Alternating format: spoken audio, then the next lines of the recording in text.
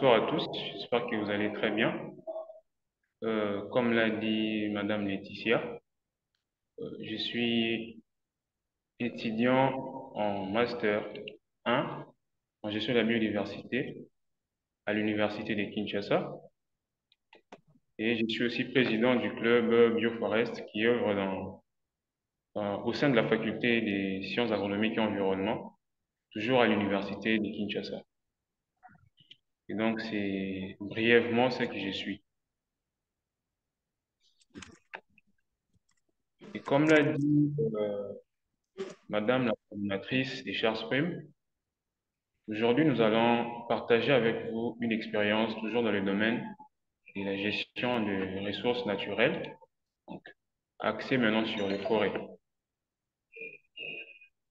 Donc, aujourd'hui, nous allons parler de la participation et autonomisation des communautés locales dans la gestion de la concession forestière des communautés locales Temenesaka dans le territoire de Kenge, dans la province du Kwango, en République démocratique du Congo.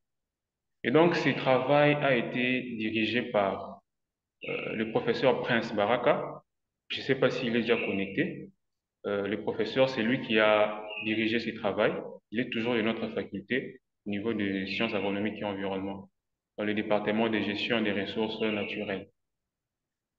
Donc, voilà un peu, pour commencer, ce qui est notre thème de ce soir. Donc, pour commencer, la République démocratique du Congo possède l'un des plus vastes massifs forestiers tropicaux au monde. Donc, elle est essentielle pour la biodiversité et le moyen de subsistance des communautés locales. Et donc, cette riche biodiversité place la RDC au 5e rang en termes de méga biodiversité au monde. Donc, cela justifie cette urgence d'avoir une gestion durable de tous ces massifs forestiers afin de protéger et de conserver cette biodiversité qui regorge la RDC. Et donc, c'est dans cette optique que la foresterie communautaire s'est imposée comme une approche de gestion innovante des ressources forestières en intégrant les communautés locales afin de leur transférer le pouvoir de gérer ces ressources forestières. Et donc, après des années, donc, ici dans notre pays et dans d'autres pays africains qui ont emprunté cette démarche de gestion des ressources forestières, il y a eu certaines études qui ont mis en évidence certains décalages. Et donc, plusieurs études récentes soulignent un décalage qui persiste entre les principes théoriques de la foresterie communautaire, donc les transferts de pouvoir de gestion des ressources forestières aux communautés locales, et leur mise en œuvre effective donc, dans le pays comme la RDC et d'autres pays africains qui ont emprunté cette nouvelle gestion forestière. Et donc, en quelques lignes, ces études mettent en évidence certaines faiblesses telles que le manque de maîtrise des règles juridiques par les communautés, une mauvaise gestion des revenus ou une gestion opaque. Et donc, ce sont là certains décalages, en quelques mots, que ces études ont relevés. Et dans le cadre de notre étude, sur base de tous ces décalages, nous sommes posés trois questions de recherche. Et la première question était comment la communauté locale des Minanzadi applique-t-elle les connaissances acquises pour assurer une gestion durable de leurs concessions forestières des communautés locales. Et en deuxième lieu, on s'est demandé quels sont les facteurs socio-économiques et culturels qui influencent l'implication communautaire dans la gestion de l'RCFCL.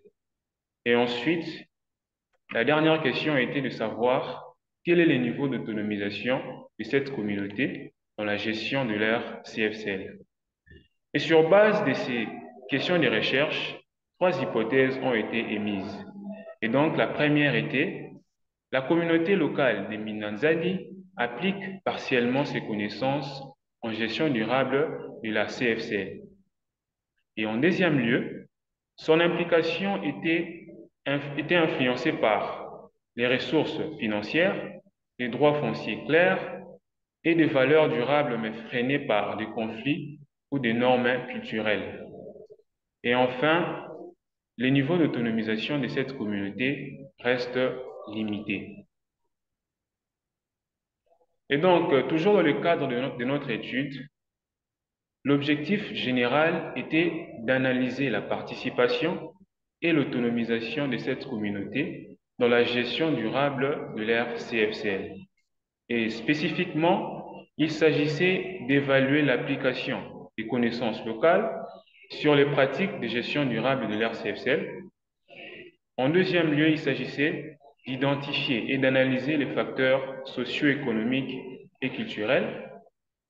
En troisième lieu, il s'agissait d'apprécier le niveau d'autonomisation et les leviers ou contraintes qui sont associés. Et enfin, il s'agissait d'analyser les interactions entre la participation, l'autonomisation et l'efficacité de la gestion de l'ère CFCL. Et présentement, nous passons à notre premier point, qui est la revue de la littérature. Et pour commencer, nous allons parler de la notion des communautés locales dans le contexte forestier congolais. Et je vais me baser ici sur la législation congolaise, plus précisément sur le décret numéro 14/018 qui définit les modalités d'attribution des concessions aux communautés locales.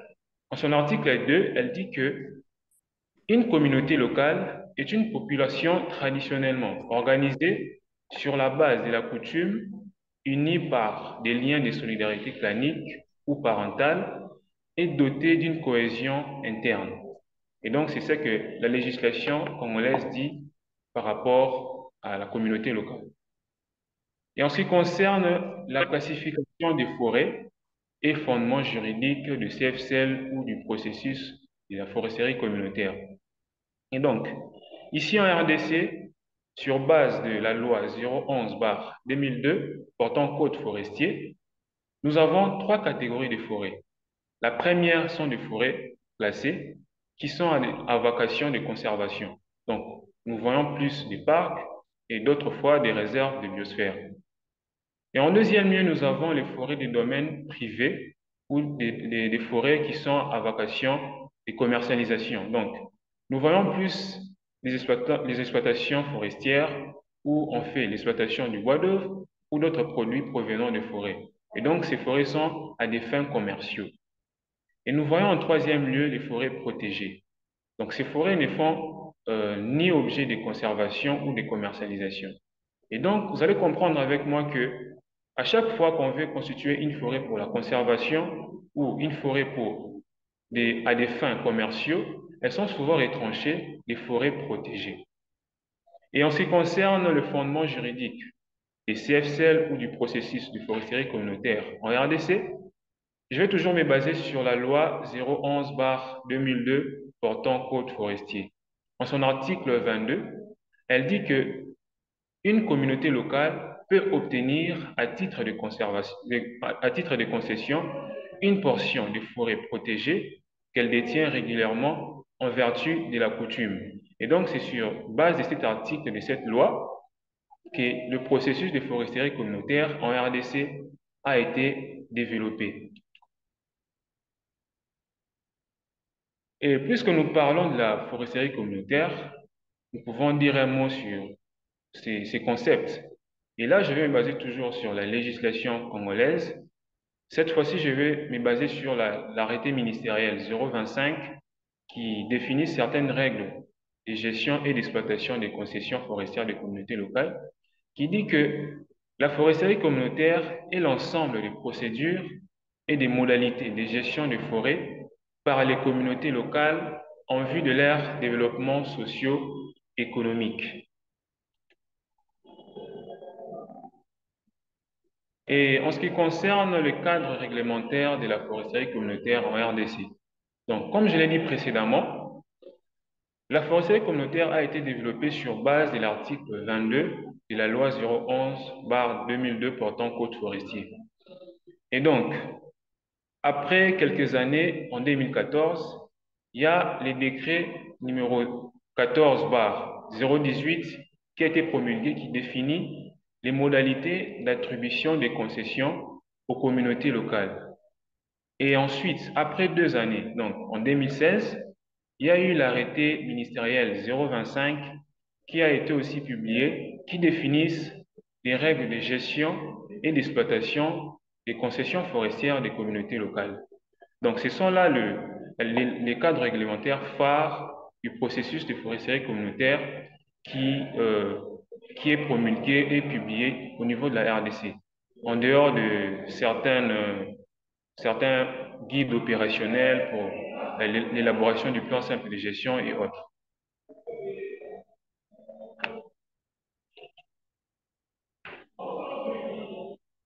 Et puisque depuis des années, il y a eu des réglementations, des cadres réglementaires qui ont été publiés par rapport au processus de foresterie communautaire, nous allons avoir un aperçu général sur la situation actuelle des CFCL en RDC. Et donc, à ce jour, la RDC a attribué environ 200 CFCL couvrant près de 4,5 millions d'hectares répartis sur 14 provinces, tandis que 40 initiatives supplémentaires sont en cours d'attribution. Et donc, vous allez voir avec moi que depuis la promulgation du décret et la publication de certains arrêtés, que le processus de foresterie communautaire est en train d'être mis en œuvre au niveau des forêts de la RDC. Et présentement, nous passons maintenant à notre deuxième point, qui est matériel et méthode. Et vous avez devant vous la carte du millier d'études. Et donc, cette étude a été menée au niveau de la CFCL Témé-Nessaka et au niveau des 4 villages qui constituent cette communauté. Et là où vous voyez le point noir, ce sont des coordonnées qui ont été prélevées aux endroits même où les enquêtes étaient en train d'être menées.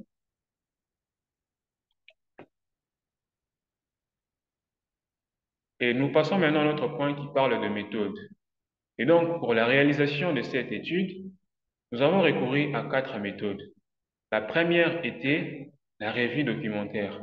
Donc, la revue documentaire nous a permis d'avoir certaines connaissances et d'approfondir aussi certaines informations sur le processus de foresterie communautaire avant même de descendre sur le terrain.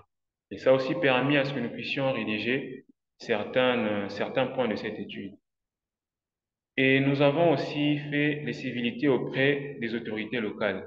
Et donc, arrivé sur les lieux où l'étude devait être menée, il a fallu présenter les civilités auprès des autorités locaux pour mener à bien notre étude. Et ensuite, nous avons aussi recouru aux observations non participatives. Et donc, c'est une méthode où le chercheur fait des observations sur les activités liées à l'étude sans y prendre part. Et donc, c'est aussi cette méthode que nous avons appliquée lors de notre étude. Nous avons fait des observations sur terrain au niveau des villages. Nous avons observé leurs activités quotidiennes relatives à la gestion de leurs concessions. Nous avons aussi fait des observations au niveau de leurs parties des forêts conservées parce que cette communauté a aussi opté pour conserver une partie de leurs forêts qu'elle gère. Et nous avons aussi observé leur champ communautaire. Donc, ils ont aussi réalisé un champ communautaire où ils font l'agroforesterie. Et donc, ce sont là où nous avons fait des observations pendant notre étude. Et nous avons aussi recouru à l'enquête par échantillonnage. Et donc, en ce qui concerne la stratégie d'échantillonnage et collecte de données, les participants de cette étude ont été choisis par une approche non probabiliste par choix raisonné. Et donc, ce processus a été fait sur base de 3 critères. Et donc, nous avons l'accessibilité des villages, des CFCL, la disponibilité, représentativité vers groupes sociaux économiques. Et donc, sur base de ces critères, L'enquête a été menée au niveau des 73 ménages de ces 4 villages et je vous ai illustré dans la carte précédente. Et donc, en ce qui concerne la collecte des données, les données ont été collectées via l'application Kobo Collect. Et donc, ça nous a permis aussi de prélever des coordonnées géographiques aux endroits où nous menions l'enquête.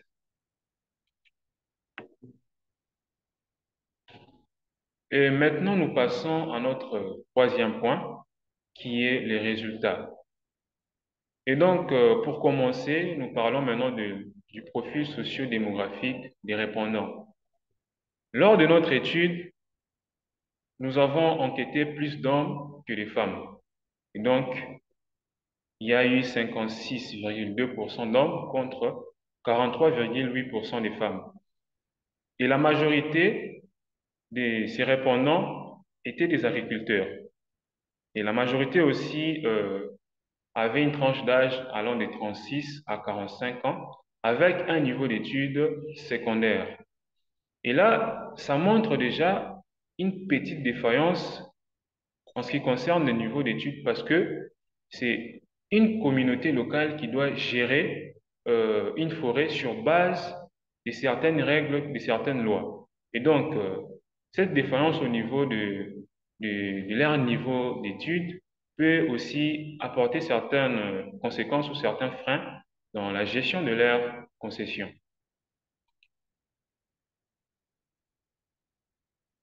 Et maintenant, nous parlons des connaissances sur les pratiques de gestion durable des forêts. Et pour commencer, vous avez devant vous la figure qui illustre les différents niveaux de connaissances de cette communauté du code forestier.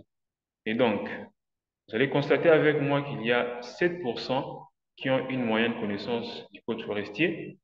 Il y a 14% qui ont aucune connaissance, 1% qui ont une bonne connaissance et la grande majorité des 78%.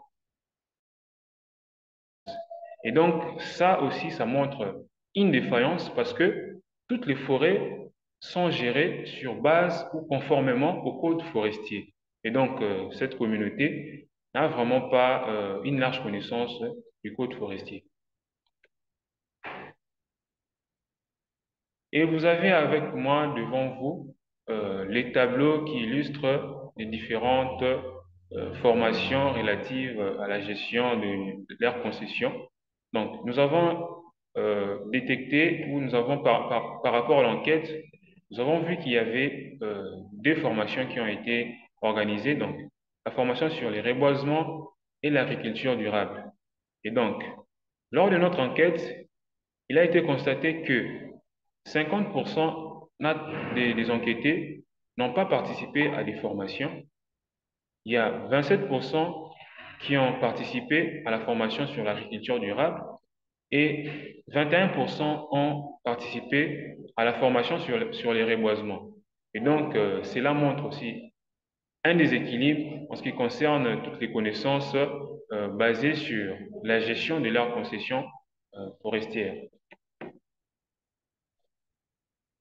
Et nous passons au troisième point de nos résultats, donc les facteurs qui influencent l'implication de cette communauté dans la gestion de leurs concessions. Et donc nous avons l'accès au financement. Lors de notre enquête, la grande majorité des 93,2% ont affirmé n'avoir pas accès à des financements. Et il y a une petite partie qui a dit qu'ils ont accès au financement en provenance des ONG. C'était 6,8% des enquêtés.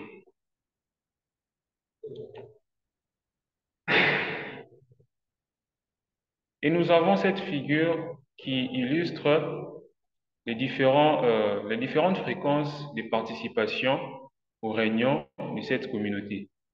Et donc, nous voyons qu'il y a 26% qui participent rarement aux réunions. Nous avons 10% qui participent parfois. Nous avons 23% qui ne participent jamais. Et nous avons 4% qui participent toujours et 37% qui participent souvent. Et donc, cette figure montre vraiment une participation déséquilibrée aux réunions relative à la gestion de leurs concessions, et chose qui n'est pas aussi bonne parce que c'est lors des réunions que des décisions sont prises pour la gestion et l'exploitation de leurs concessions.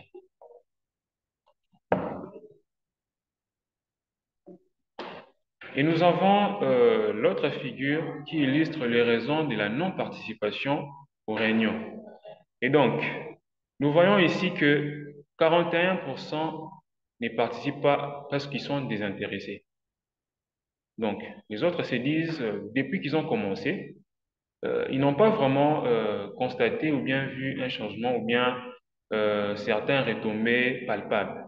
Et d'où, après quelques temps, ces personnes sont désintéressées et toutes les activités qui sont liées à la gestion de leurs concessions forestières. Et nous voyons 18% qui disent qu'ils sont marginalisés. Et donc, c'est aussi un constat que nous avions fait lors de nos enquêtes.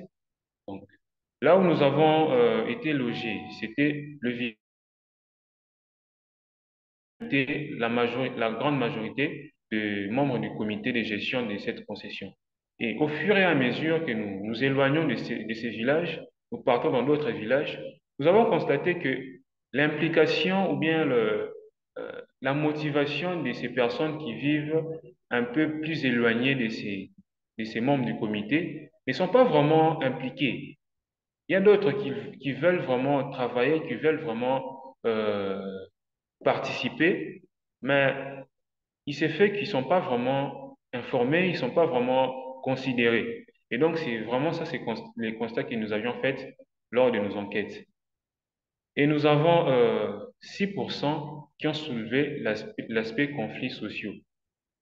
Et donc, ces personnes se disent qu'ils ne peuvent pas participer à des réunions parce que ils ne s'entendent pas avec certaines personnes qui font partie du comité de gestion. D'où ces personnes, les 6% s'abstiennent. Et nous avons 35% qui disent qu'ils sont occupés aux affaires personnelles. Et donc, ces personnes-là sont des personnes qui ont eu à faire certains constats ou analyses. Donc, pendant le temps que le processus ou le projet de forestiers communautaires a été mis en place, elles ont fait un peu une comparaison entre les retombées des activités personnelles et des activités relatives à la gestion de leurs concessions.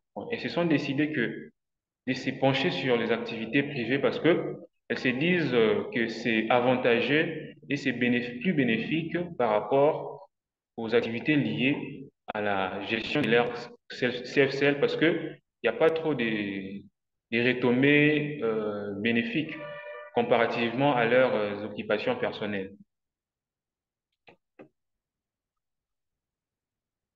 Et nous passons à notre point qui parle du niveau d'autonomisation et des facteurs qui les influencent. Et pour commencer, nous parlons d'abord des activités de subsistance de cette communauté. Devant vous, vous avez la figure qui illustre les différentes activités de subsistance de cette communauté. Nous voyons que la grande majorité de cette communauté font de l'agriculture. Donc, c'est 55% des enquêtés.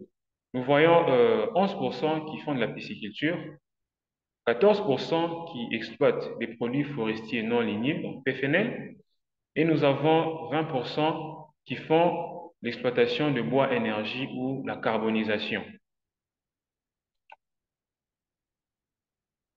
Et donc, en ce qui concerne les niveaux d'autonomisation, donc, lors de nos enquêtes, cette communauté, donc, comme vous constatez, la grande majorité de 95% affirment qu'elles sont autonomes. Pourquoi? Parce qu'elles choisissent elles-mêmes leurs activités qu'elles peuvent mener pour leur subsistance. Donc, c'est comme ça qu'elles perçoivent leur autonomie et c'est comme ça que la grande majorité a affirmé avoir une certaine autonomie. Et nous avons 4% qui se disent moyennement autonomes et 1% qui se disent très autonomes.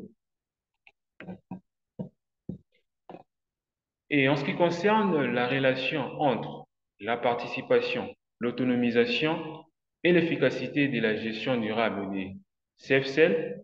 Donc, ici, quand nous parlons de la participation, on se réfère à l'implication de la communauté locale dans les processus de prise de décision relatives à leur développement ou à leurs activités à mener dans leur CFCL. Et donc, ça fait vraiment référence à l'implication des communautés, de tous les membres, de tous les villages. Et en ce qui concerne l'autonomisation, elle fait référence à l'acquisition de pouvoirs, de moyens ou de compétences de cette communauté à influencer leurs décisions relatives à leur développement. Et la gestion efficace, donc, on fait juste allusion à la gestion durable qui remplit les trois piliers, les piliers social, environnemental et économique. Donc, c'est un peu ce qu'on peut dire par rapport à ces trois concepts. Et sur base des données qui ont été prélevées, et je vous ai présenté là-dessus, donc, nous avons vu qu'il y a une partie de la population qui est souvent marginalisée. Donc, ceux qui sont dans des villages un peu éloignés du village où les membres du comité habitent, et certains qui ont soulevé l'aspect conflits sociaux. Donc, toutes ces données nous amènent à avoir une faible participation. Donc, lors des réunions, il y a certaines décisions qui sont prises. Il y a certaines règles qui sont votées. Et donc, dans une même forêt, il y a une partie des populations qui ne sont pas concernées, qui ne tiennent pas compte de de toutes ces décisions parce qu'elles sont marginalisées. Il y a des conflits qui règnent entre eux. Et donc, ça diminue la participation de cette communauté dans la gestion de l'RCFCL. Et nous avons par ailleurs le manque de financement. Donc, elles peuvent participer, elles peuvent prendre des décisions, elles peuvent avoir certaines initiatives. Tant qu'il n'y a pas de moyens financiers, ils n'ont pas de compétences requises, il y a encore une grande ignorance de la réglementation, cela freine un peu leur autonomisation. D'où elles sont assez indépendantes à des mains extérieures pour réaliser leurs propres projets. D'où, par conséquent, il y a une gestion qui est inefficace. Donc, cette gestion inefficace par rapport à tout ce qu'on a soulevé là-dessus, il y aura certaines, vous allez comprendre avec moi qu'il y aura certaines décisions qui seront prises, qui est considérée par une partie de la communauté et les autres ne vont pas considérer, mais ils se trouvent dans une même forêt.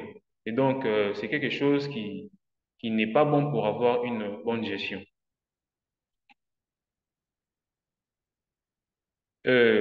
Pour clore, cette étude, comme nous l'avons dit précédemment, elle visait à analyser la participation et les niveaux d'autonomisation des communautés locales dans la gestion durable de l'RCFCL.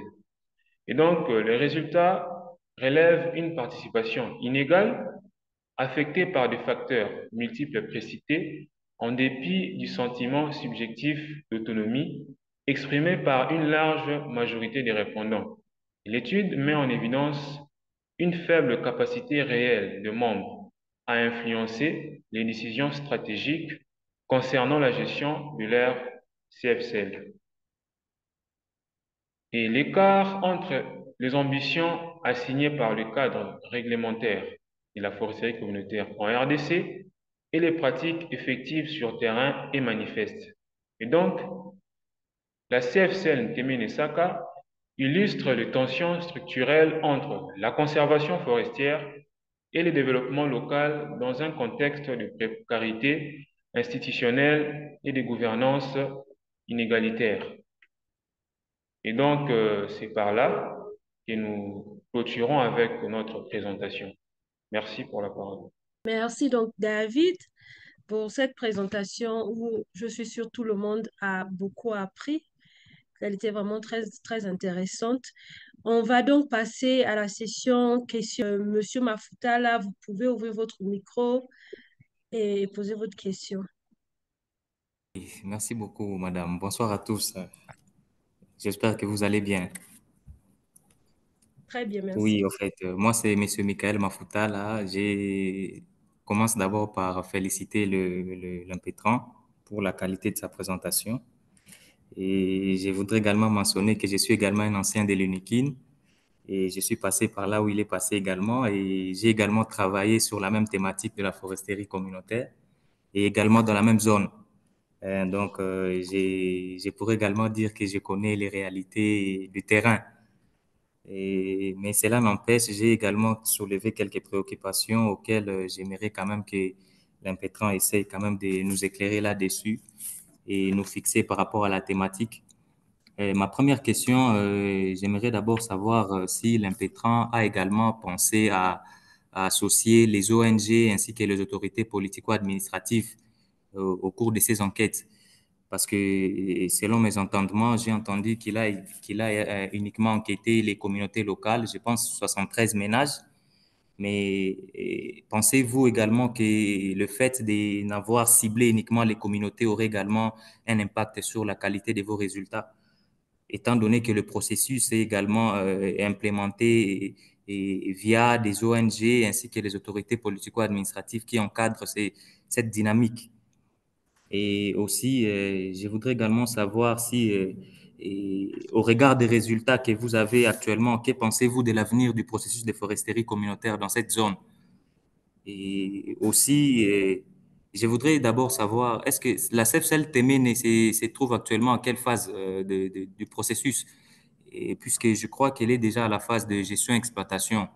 Si c'est le cas, on suppose qu'ils ont également passé la première phase qui consiste à l'attribution de l'arrêté portant attribution de la CFCL. Si oui, et je pense qu'il y a un petit souci déjà au niveau même de la sensibilisation au regard des résultats que vous nous avez présentés. À mon niveau, j'estime qu'il y a beaucoup plus de problèmes liés à la sensibilisation. Ça, c'est vrai, parce que les communautés se retrouvent dans un contexte où elles sont dans une dynamique, mais eux-mêmes, apparemment, elles n'accordent pas suffisamment d'intérêt à la chose. Et du coup, l'avenir même du processus risque vraiment d'être mis en mal. Et d'autant plus que l'idée ici, c'est de pouvoir responsabiliser les communautés. Ce n'est pas de vouloir emmener les communautés à avoir un titre ou encore à décrocher des financements. Il est vrai, oui, que les financements, ça aide beaucoup, mais l'idée ici, c'est de pouvoir autonomiser les communautés, qu'elles-mêmes prennent en charge leur avenir. Hein? Donc, aidez-nous un peu à comprendre cela. Et enfin, quelles sont les recommandations que vous essayez de proposer à l'issue des résultats de vos enquêtes et aussi les perspectives pour pouvoir améliorer cette dynamique, non pas seulement dans votre zone d'études, mais aussi sur l'ensemble du territoire national. Merci beaucoup.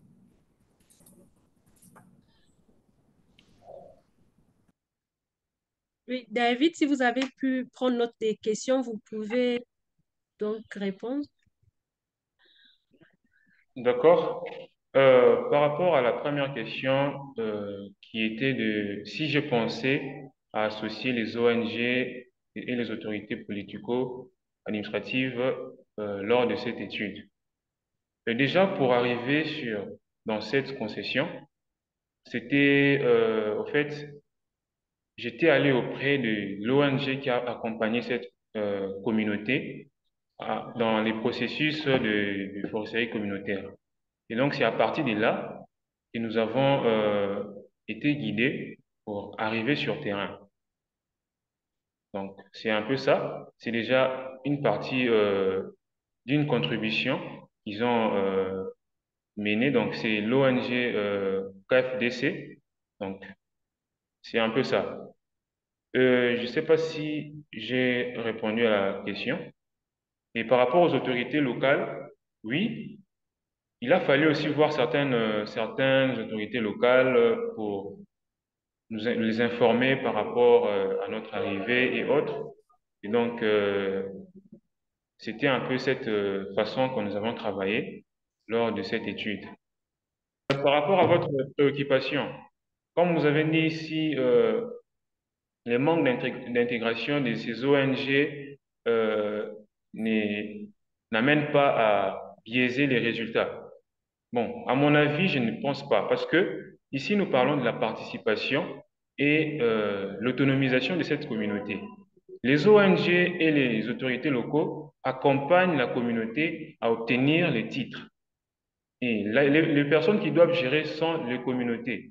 C'est même le fondement du processus de foresterie communautaire. Donc, c'est les transferts de pouvoir de gestion des ressources forestières aux communautés locales. Et donc, l'apport des ONG et des autorités locaux, ça, c'est limite juste à l'accompagnement. Et en ce qui concerne la participation, en ce qui concerne leur implication ou bien certaines choses liées à la participation, je ne pense pas que ça peut biaiser nos résultats. Et donc, par rapport à l'évolution de la zone, déjà, parce que je vous ai dit en amont, les constats amers que nous avions faits, que la grande majorité n'étaient pas vraiment, ne sont pas vraiment impliqués. Donc, les gens qui vivent dans des villages éloignés, la communauté est composée de plusieurs villages. Et dans un village, il y a vraiment concentration de la grande partie des membres du comité de gestion. Et donc, les villages qui sont éloignés de ces comités de gestion sont vraiment mis à l'écart. Ils ne sont pas informés, ils ne sont pas impliqués dans certaines activités, ils ne sont pas impliqués dans certaines décisions. Voyez un peu. Et donc, par rapport à l'évolution, il faudra constituer le comité de gestion en intégrant presque tous les membres, tous les villages, donc en représentant presque tous les villages qui constituent la communauté, pour éviter un peu de marginaliser ou bien d'écarter certains membres de cette communauté qui utilisent la CFCL. Donc, c'est par rapport à ça.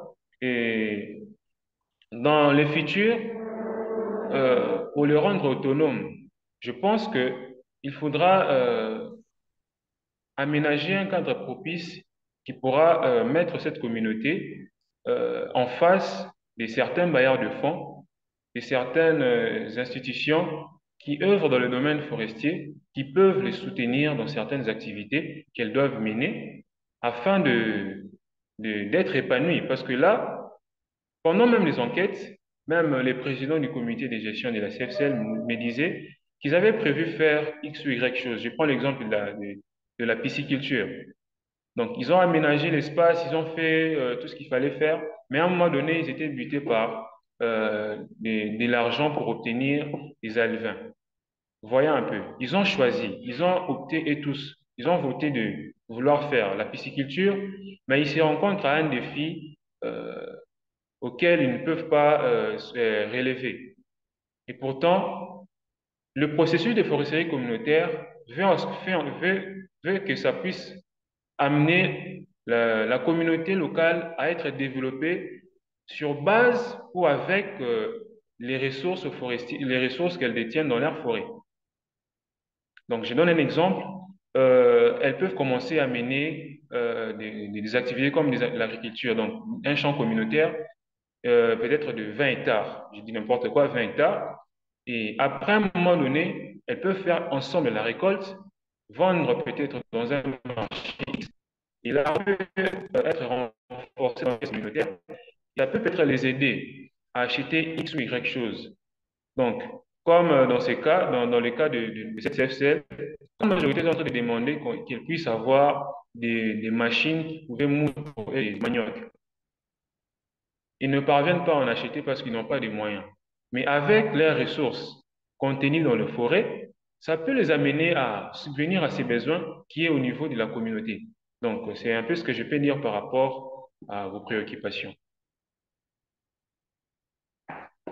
Ok. Merci beaucoup pour la question. Cela a apporté des éclaircissements. Euh, je vais donner la parole à Dr Moukani. Pour l'exposé ou la présentation des travaux.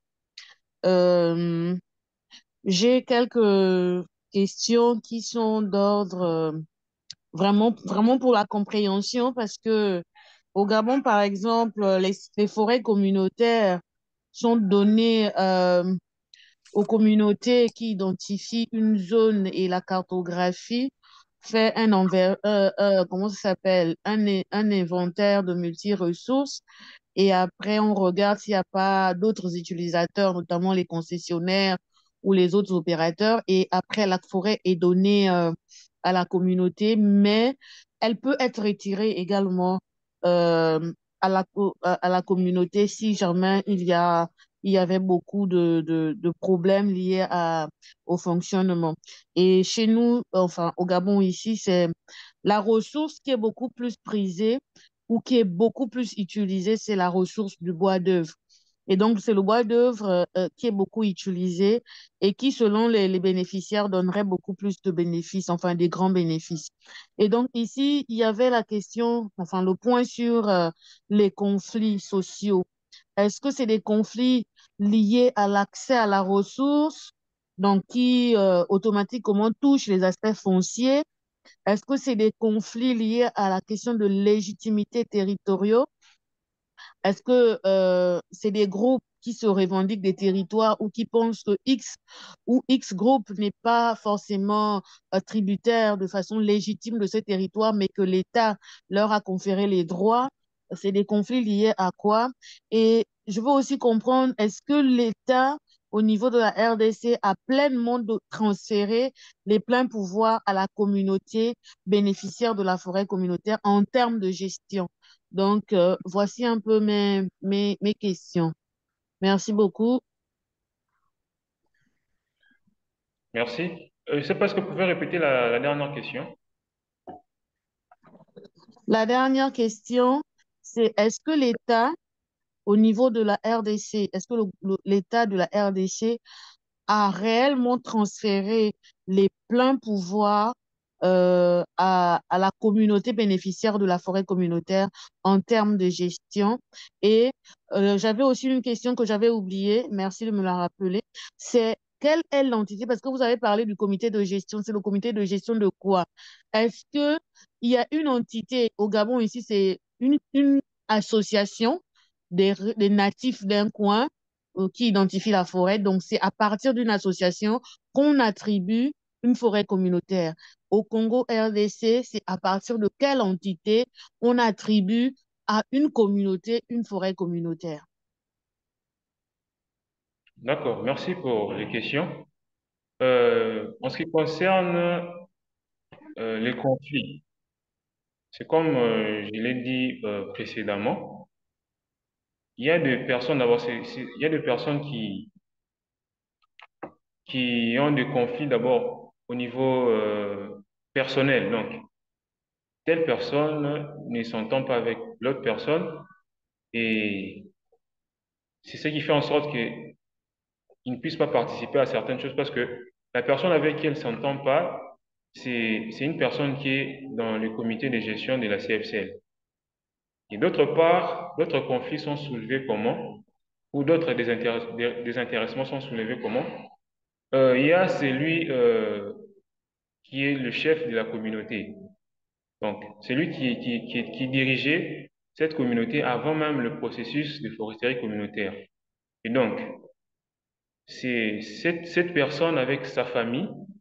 Donc, lors des enquêtes, nous avons constaté que il y avait des exploitants de bois d'œuvre qui venaient signer des contrats avec ses chefs, donc les chefs de la communauté.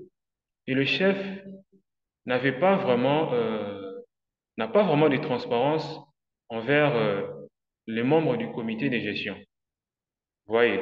Et donc, comme il nous disait une fois, donc, ils peuvent se réveiller d'un bon matin, ils voient une personne en train d'exploiter des bois qui se trouvent, des arbres qui se trouvent dans l'aire forêt.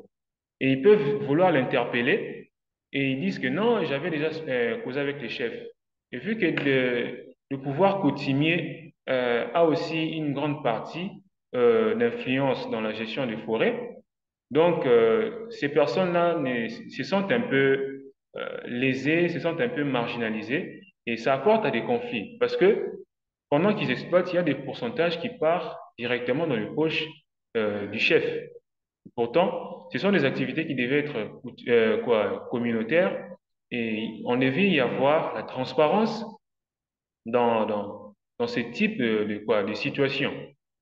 Donc, ce sont là ces facteurs qui font en sorte que les conflits vraiment puissent s'accroître dans cette communauté. Et en ce qui concerne votre question, oui, est-ce que l'État a vraiment transféré les pouvoirs au niveau aux communautés?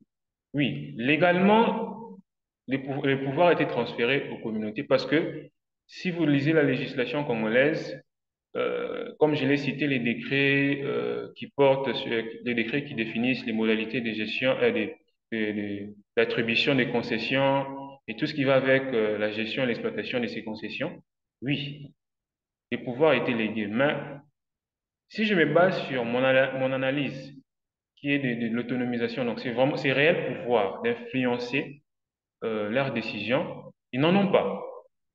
J'ai donné précédemment un exemple. Ils devaient faire certains projets relatifs à leurs moyens de subsistance, mais ils se trouvent butés par manque de compétences, par manque de financement, et cela influence dans la gestion de leur CFCL parce que cette situation fait en sorte qu'ils puissent avoir un regard tourné vers l'extérieur. Et ces personnes qui viennent de l'extérieur peuvent aussi avoir une certaine posture. Ils peuvent aussi les imposer certaines choses qui peuvent aller à l'encontre de leur choix, mais ils peuvent se sentir un peu obligés de tempérer ou bien de s'aligner parce que il y a certaines défaillances dans leur autonomie. Donc, c'est ce que je peux répondre par rapport à ça. Je ne sais pas si j'ai répondu à toutes les questions. J'espère bien que c'est le cas. Sinon, docteur Moukani peut signaler si ce n'est pas le cas. Je vais donc donner la parole à Monsieur Samuel Okamba. Monsieur Samuel, vous pouvez ouvrir votre micro. Ah, oui, bonsoir à tous. J'espère que vous me suivez très bien. Oui, oui. Oui, je suis Samuel Okam. Je vous suis à partir de Kampala, en Ouganda. Et je suis ingénieur agronome. Oui, j'ai quelques préoccupations et éclaircissements par rapport à la présentation de notre collègue. Et je voulais savoir si, quand il dit des histoires de conflits, alors je voulais savoir, lors des enquêtes, est-ce qu'ils ont passé par l'enquête Focus Group et ils ont passé aussi par la cartographie participative quand il dit il y a d'autres gens, d'autres communautés qui sont des villages voisins qui ne sont pas vraiment impliqués, apparemment ils sont loin. Est-ce que lors des enquêtes, des focus group ou bien de cartographie participative, ces gens-là, ils étaient présents ou bien comment? Et parce que, à ma connaissance, je sais, avec le projet PIRED, j'étais expert sur la foresterie communautaire, on regroupait les, les communautés voisines de là où on avait l'habitude de faire des enquêtes socio-économiques et focus group, et puis on fait la cartographie participative avec la communauté même des villages voisins. Alors, parce que avant aussi de faire les comités, au fait, s'il vous plaît, les comités, on tient compte des représentativités de chaque village. Est-ce que je ne sais pas s'ils ont passé dans tout ça. Et ma question est ici de savoir quelles sont les étapes pour obtenir les CFCN. C'est un peu ça. Merci beaucoup. Merci pour la question. Par rapport à votre préoccupation, déjà, nous avons choisi cette CFCL. Pourquoi? Parce que déjà, les titres les a été octroyés depuis 2021.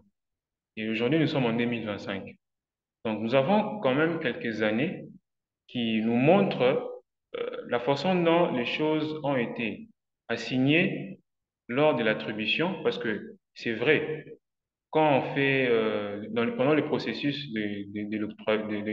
pour octroyer une CFCL, il y a tout ce que vous avez dit là qui se passe.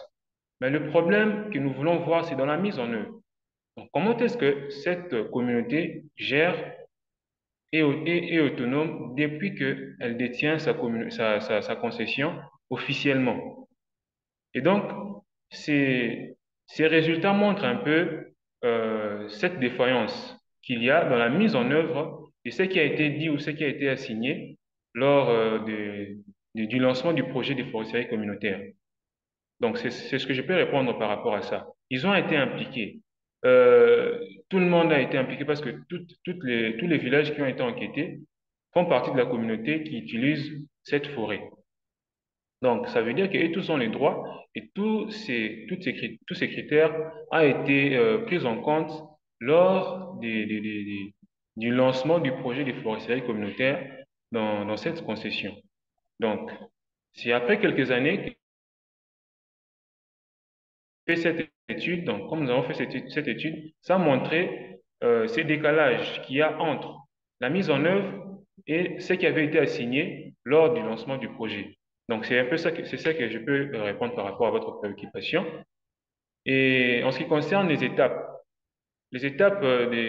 pour obtenir une CFCL, donc je vais vous recommander de lire l'arrêté numéro 14/018 qui définissent les modalités d'attribution d'une concession aux communautés locales. Donc, je pense que c'est même sur Internet, où je peux vous le partager même après dans le groupe. Donc, c'est dans ces documents-là qu'il y a toutes les procédures pour qu'une communauté puisse obtenir une concession forestière des communautés locales officiellement. Allô, madame. Allô, Oui, madame. oui, allô? Allô, en fait, j'aimerais aider mon ami par rapport aux étapes de la CFCL, par rapport à la question posée. OK. En fait, mon frère, vous qui avez posé la question par rapport aux étapes de la forestier communautaire, je pense qu'il y a au moins 7 étapes à suivre. Premièrement, il faut organiser les séances de sensibilisation sous forme de clips. Après ça, il faut passer à la cartographie. Après la cartographie, il y a la convocation de l'Assemblée communautaire pour la validation de la cartographie, formulation du dossier. Maintenant, on passe maintenant aux étapes proprement dites, qui est l'introduction de la demande. Après l'introduction de la demande, il y a l'identification de la communauté locale.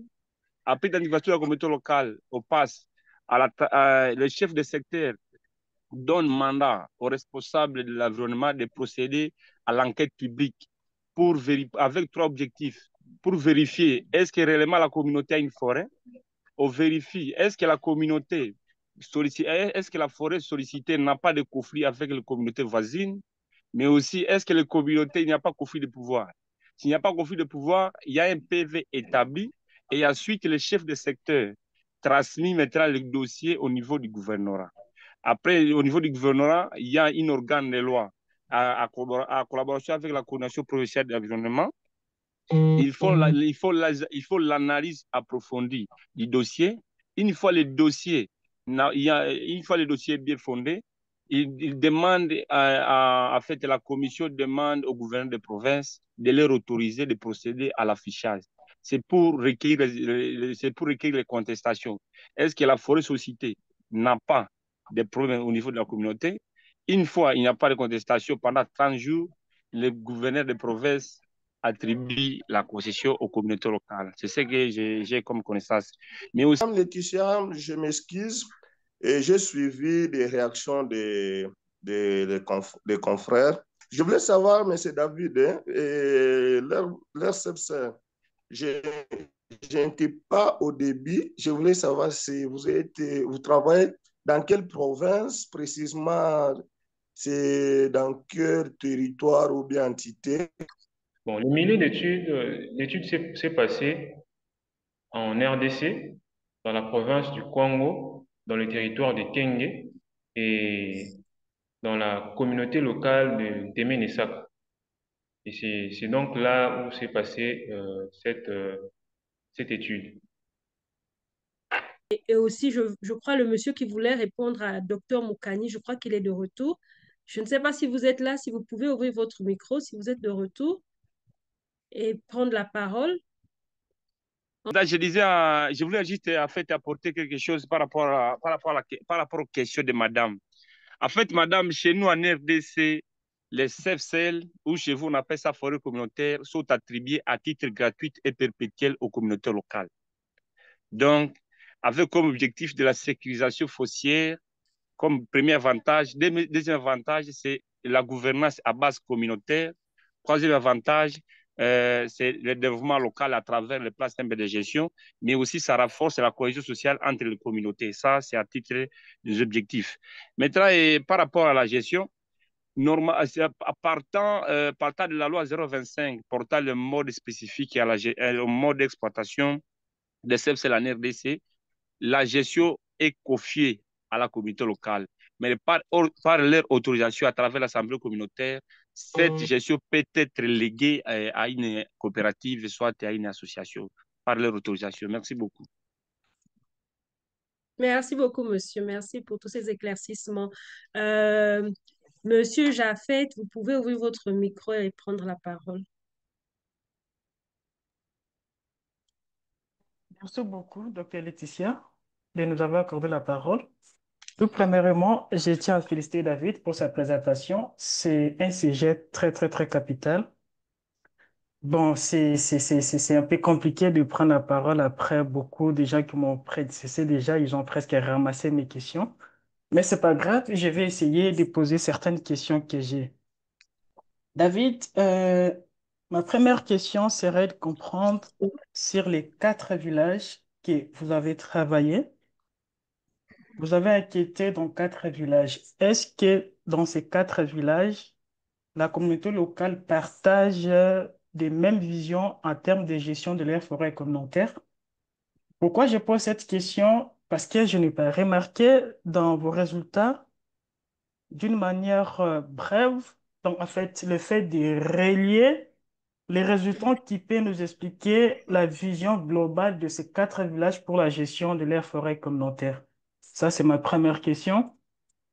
Et ma deuxième question, surtout, toujours sur vos enquêtes, vous avez dit qu'il y a un taux élevé de personnes qui ne fréquentent pas l'école. Or, l'idée de votre travail, c'est d'avoir au moins aussi une génération qui pourrait venir remplacer ceux qui sont là pour contribuer à la gestion de la forêt communautaire. Fort malheureusement qu'il y a peu de gens, donc il y a un taux élevé de ceux qui ne fréquentent pas l'école.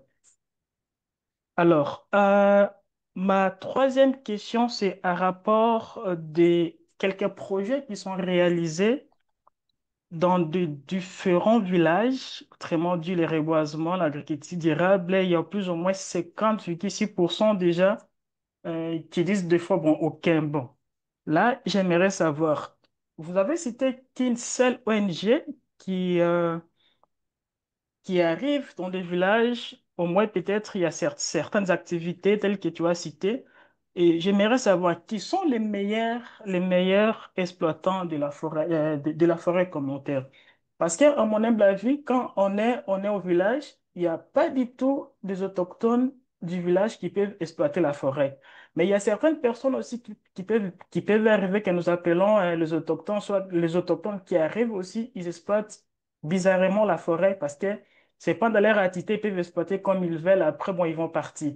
Et à ce point, la gestion de la forêt communautaire devient un peu difficile. Et ma toute dernière question, c'est par rapport aux conflits socio-économiques. Comment ces conflits sont gérés?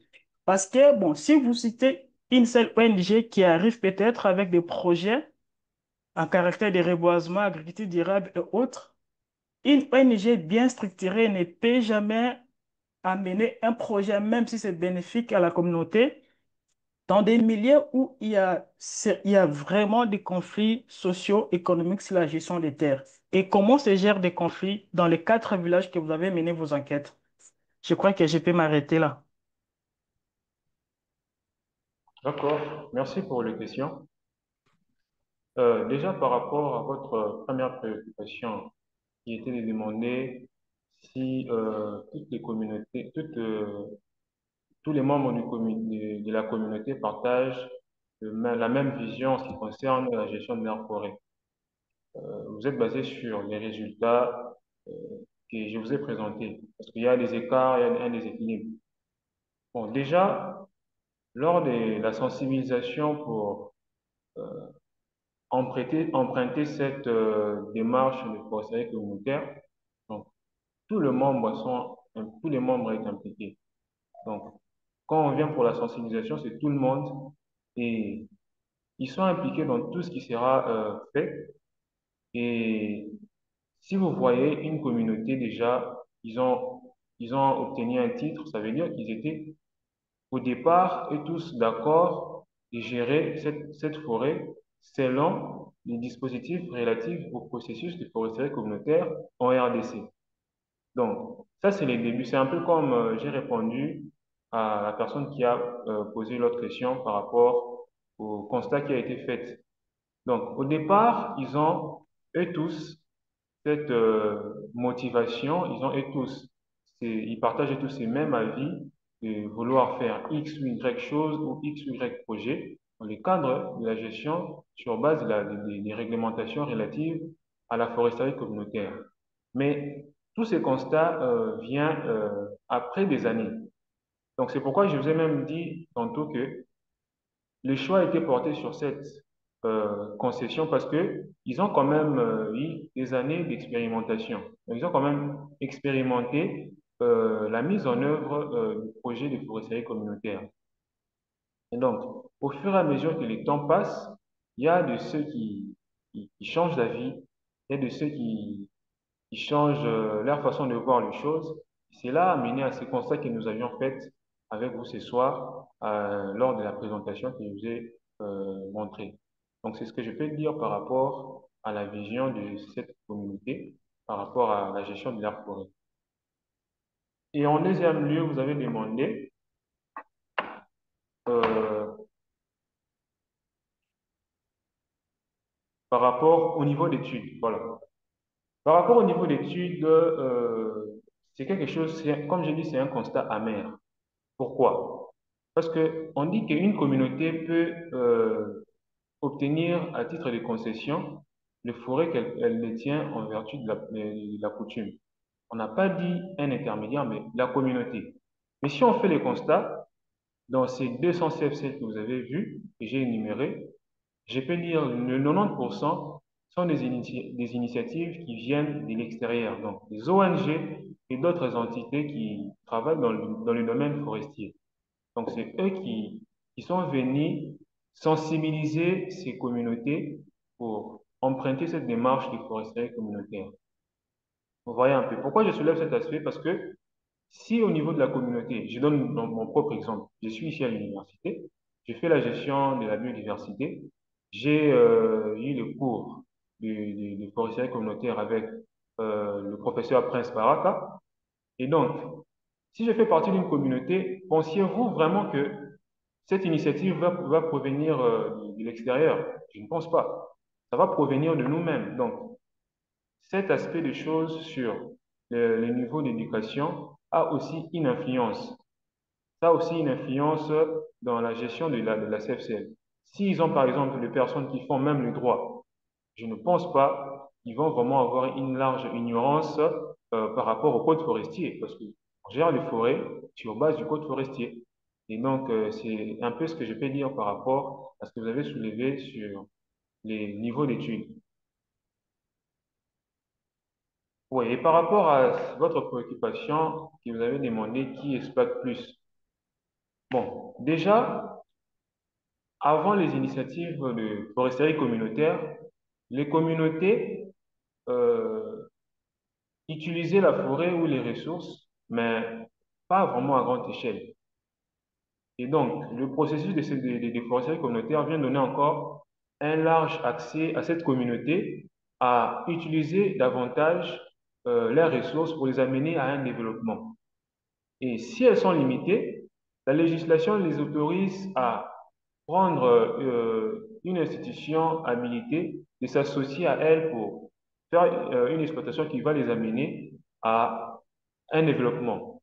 Et donc, au niveau de cette concession, ils n'ont pas vraiment un grand nombre de personnes avec qui ils signent des contrats pour exploiter le bois d'œuvre ou autre. C'est rare, c'est ce que même ils ont soulevé. Il n'y a pas vraiment de personnes qui viennent pour faire l'exploitation. Et cette communauté est plus basée sur l'agriculture. Donc la grande majorité font l'agriculture et ensuite vient la carbonisation. Donc c'est ça qu'ils exploitent. Mais en ce qui concerne le bois d'œuvre et autres, ils ne font vraiment pas cette exploitation comme il faut. Je vais donc passer lire les questions qui sont dans le chat box. La première question vient de Monsieur Gracieux qui dit, après cette évaluation, quelles sont les actions concrètes que vous avez proposées pour que la communauté s'implique dans la gestion rationnelle et durable de la foresterie? Ouais, merci pour la question. Par rapport à ça, je l'ai aussi tantôt dit pendant que je répondais à une personne qui a posé la question. Déjà, il y a une défaillance dans la participation. Donc, par rapport à la marginalisation de euh, de certains villages, ça crée une faible participation. D'où, à mon humble avis, je pense qu'il faut tenir compte des différents villages lorsqu'on constitue le membre du comité de gestion de la CFCL. Donc, c'est parmi certaines recommandations que je peux donner. Et aussi, avoir une gestion transparente. Donc, lorsqu'il y a un contrat qui est en train d'être fait, même avec le chef de la communauté, on doit avoir des mécanismes de transparence qui pourra permettre à ce que tout le monde soit au courant de ce qui se passe et qu'il soit impliqué. Et ça fera en sorte que ça puisse encore accroître la participation de cette communauté. Parce que tantôt, vous allez voir, il y a une activité qui se passe, certains membres ne sont pas informés, ils partent interpeller cette personne et la personne dit que j'ai causé au chef, vous voyez, ça fragilise un peu, ça frustre un peu cette communauté. Nous, s'il y a cette transparence et tout le monde est informé, vous allez voir qu'il y aura une participation qui sera vraiment accrue. Et aussi, soit le gouvernement peut aussi créer un cadre propice qui peut faire en sorte que cette communauté puisse être vraiment exposée à des partenaires qui travaillent dans le secteur forestier ou le secteur de l'agriculture. Parce qu'ils ont tant d'espace, ils ont tant de ressources. Les bois d'œuvre, nous avons vraiment visité cette forêt. Ils ont vraiment des arbres qui ont des bois de bonne qualité. Ils ont des espaces où ils peuvent vraiment faire de l'agriculture, mais il y a un problème, ils n'ont pas de moyens financiers et d'autres fois des moyens techniques. Une chose que je n'avais même pas soulevée, quand je faisais même la prospection de leur champ communautaire, j'ai remarqué qu'ils n'ont même pas respecté les écartements de certaines plantes qu'ils ont mis parce que ils ont fait l'agroforesterie. Donc, ils ont mélangé le manioc avec les acacias et les arbres à chenilles. Et donc, la façon même de disposer n'était pas vraiment conforme. Donc, voyons un peu, ce sont là les choses qu'on doit revoir. Et aussi, certaines ONG aussi ou certaines institutions doivent aussi, sur base de leurs défaillances, sur base de leurs besoins, aller former cette communauté pour les amener à ces développements. Parce que l'objectif principal, en quelques mots, pour le processus de foresterie communautaire, c'est d'amener la communauté locale à être développée sur base des ressources forestières qui sont contenues dans leur forêt. Et quand ils ne savent pas exploiter vraiment d'une manière large, ça pose un problème. Donc, c'est ce que je peux dire en quelques mots par rapport à cette concession forestière. Ok. On a ingénieur Gangoura Yves qui dit merci pour la présentation, David, pour cette brave présentation. Nous vous suivons depuis Bukavu. Et Dr Moukani dit encore c'est un sujet intéressant. Il faut qu'on en discute en profondeur pour proposer une méthodologie commune dans le bassin du Congo sur les aspects de gouvernance et gestion pour vraiment aider les communautés dont la vie dépend entièrement de cela. Je vais donner la parole à Dr Johnson, Dr Mireille Johnson. Oui, bonsoir. Merci Laetitia pour la parole. Je vais être concise, je vais essayer. C'est vraiment un sujet très intéressant et commun à la sous-région du bassin du Congo. Et dans sa présentation, David a mentionné le faible niveau d'éducation de la population. Et par la suite, avec les résultats, il constate vraiment beaucoup de problèmes certainement liés à ce niveau d'éducation faible. Mais je présume que ça, c'est un concept qu'on a apporté aux populations locales. Donc, c'est quelque chose qui vient de l'extérieur. Et comme tous les projets en général dans le domaine de la conservation, les populations ont souvent du mal à s'approprier le projet.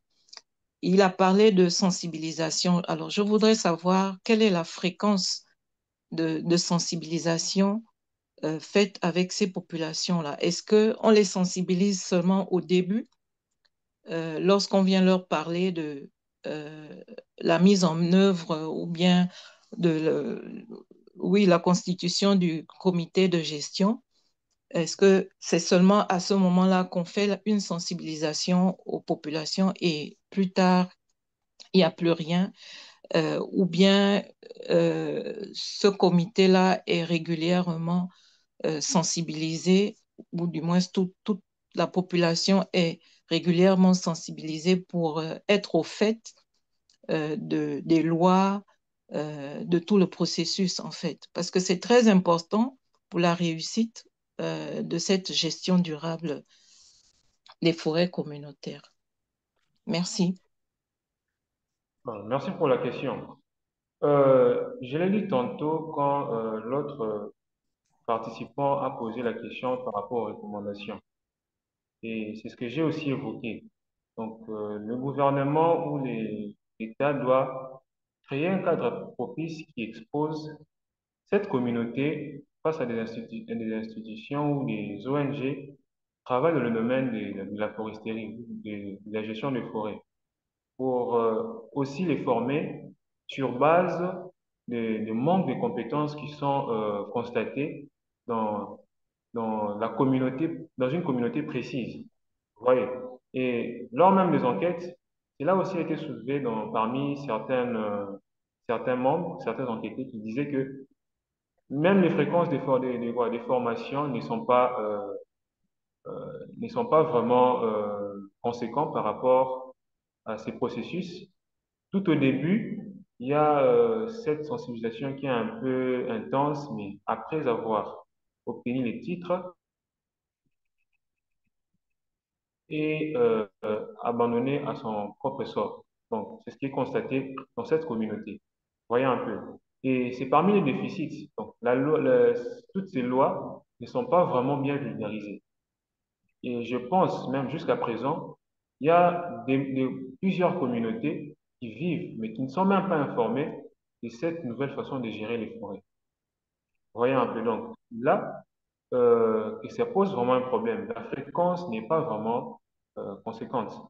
C'est tout au début et puis après, il n'y a plus vraiment de formations comme il faut. Et d'autres fois, des formations qui ne sont pas vraiment compatibles avec le besoin réel de cette communauté.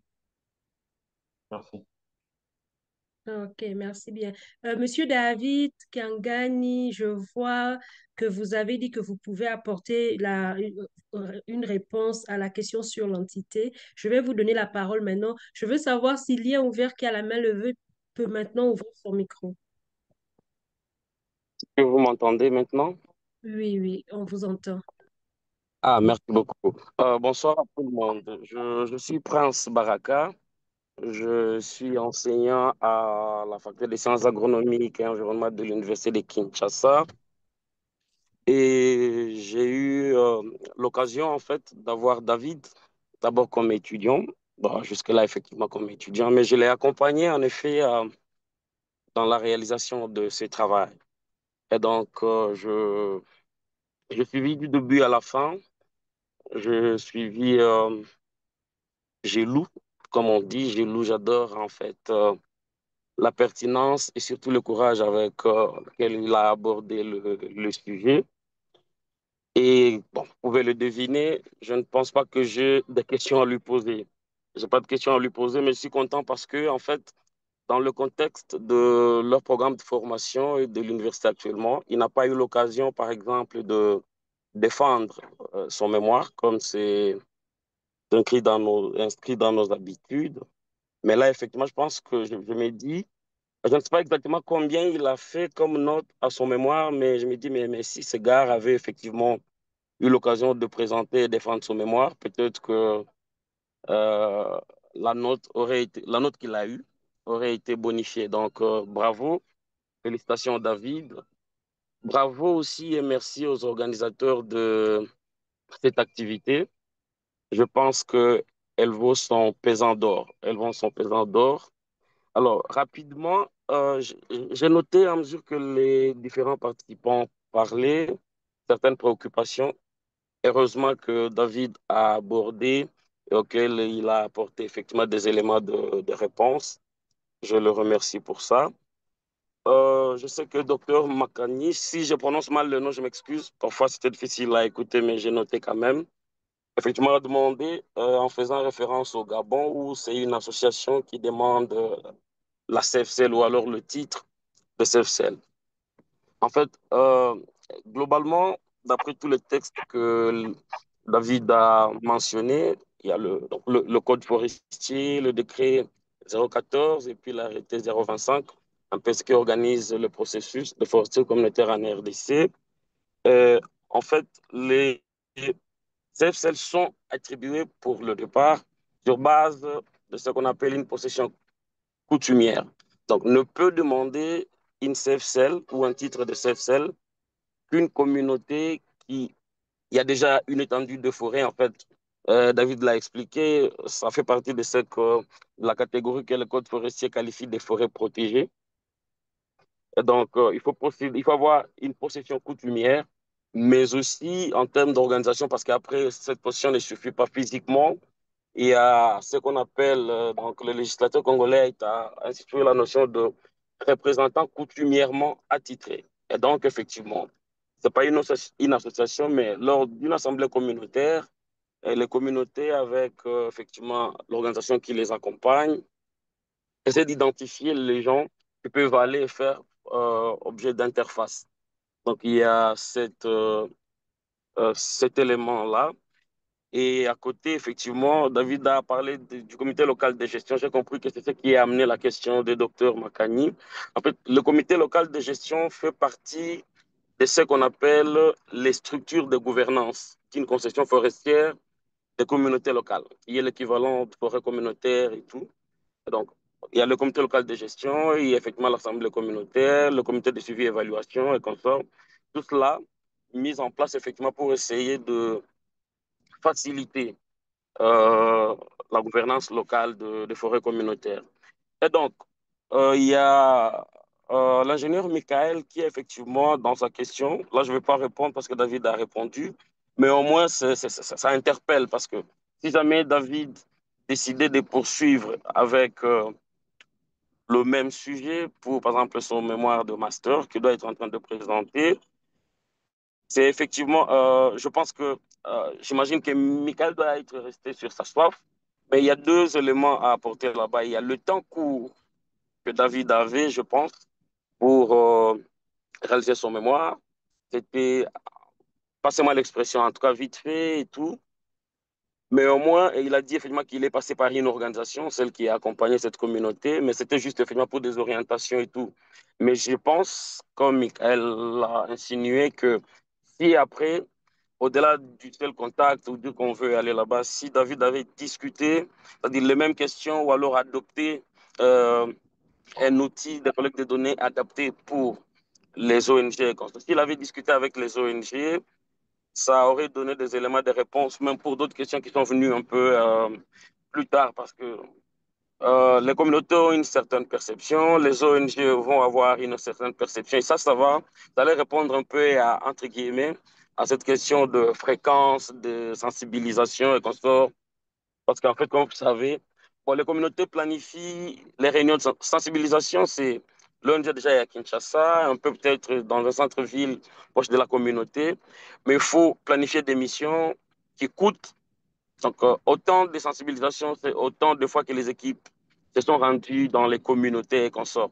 Et donc, je ne suis pas en train de vouloir justifier cette façon de faire, mais c'est revenir en fait sur le fait que l'étude de David met en évidence, en fait c'est une contribution, je pense, majeure sur le débat et les réflexions actuelles parce que le processus, il est encore dans sa phase d'expérimentation et on a besoin d'un peu tous ces sons de cloche c'est là que je remercie encore ceux qui organisent cette activité, des opportunités où quelqu'un qui a fait ça en RDC dans un contexte précis a l'occasion de répondre ou de faire face à la façon de voir de comment ça se passe au Gabon, au Cameroun et ailleurs.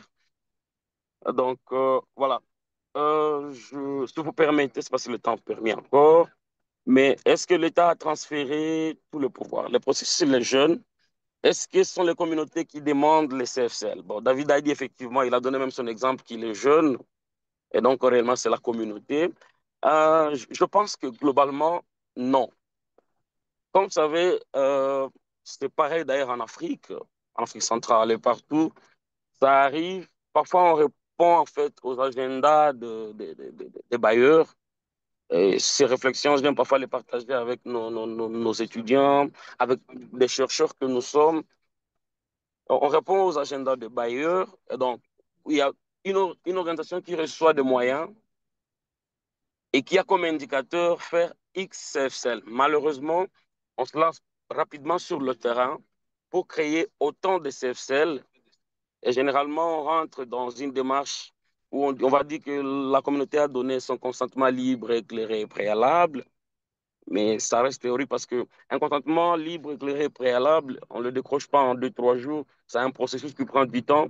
Mais après, il y a le bailleur qui attend ce livrable-là. Donc, c'est parmi les éléments, je pense, d'apprentissage que ce processus est en train de nous donner. Donc, je sais que si j'écris que voilà le projet, j'ai besoin d'avoir autant de CFCL, peut-être c'est ce que le bailleur veut. Donc, pouf, c'est accepté, ils ont l'argent. Mais si je peux me le permettre, je le dis dans un livre que j'ai écrit récemment d'ailleurs, on force parfois la communauté. Mais on comprend, c'est pas grave, ce sont des leçons qu'on est en train d'apprendre, ce sont des leçons qu'on a apprises dans ces processus. Bon, je vais me limiter là, parce que je vais écrire dans le chat, parce qu'après, j'ai pris beaucoup de notes, mais je suis conscient que le temps est passé. Pour chuter, merci à l'organisation, bravo, félicitations et merci beaucoup à David. Tu fais en fait un ambassadeur, tu nous as représentés, on est très très content pour toi. Voilà, bonne soirée à tous. Merci, professeur.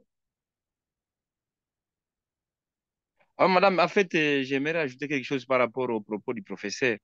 Parce Bien que sûr. moi, j'ai une expérience, je suis membre, je suis consultant, et en fait, chargé de la mise en place des forêts communautaires autour du parc de Virunga. C'est que le professeur a dit que, bon, en fait, la plupart des projets d'afforestation communautaire sont exogènes. Ça vient au Bayer, tout ça là, mais ça dépend des contextes de chaque province. C'est comme chez nous, au Nord Kivu, le processus a évolué, où il y a des communautés qui demandent même eux-mêmes des financements auprès de Bayer. Ça, c'est seulement ce que je voulais placer. Donc, actuellement, maintenant, c'est les communautés qui commencent maintenant à demander aux bailleurs de les accompagner par rapport à l'acquisition, monsieur le professeur. OK. Donc, merci pour ces éclaircissements. Je pense qu'on est donc arrivé à la fin de la session de ce soir.